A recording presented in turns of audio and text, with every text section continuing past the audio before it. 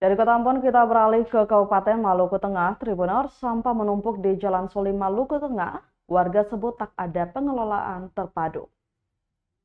Puluhan sampah plastik lagi-lagi menumpuk di sepanjang Jalan Raya Kecamatan Salahutu, Kabupaten Maluku Tengah, Selasa 16 Januari 2024. Pantauan tribunambon.com sekitar pukul 3 sore di lokasi, terlihat banyak sampah menumpuk dan berserakan pada sisi jalan, tepatnya di kawasan perbatasan Negeri Suling dan Negeri Tulehu. Tumpukan sampah nampak merusak keindahan jalan yang masih asri dengan kerindangan pepohonan. Pengendara roda 2 yang melintas pun nampak menutup hidung tatkala melewati ruas jalan tersebut. Pasalnya, sampah-sampah tersebut lama tak diangkut hingga mengeluarkan aroma busuk yang menusuk. Salah seorang warga Madi mengaku resah akan kondisi tersebut. Menurutnya, permasalahan sampah diakibatkan tidak adanya pengelolaan sampah secara terpadu di Kecamatan Salahutu.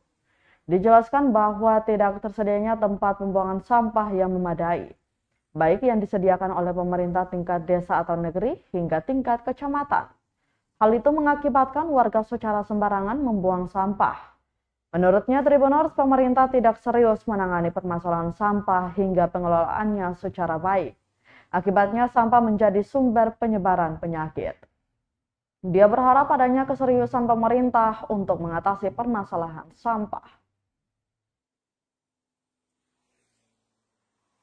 Download Tribun X sekarang, menghadirkan lokal menjadi Indonesia.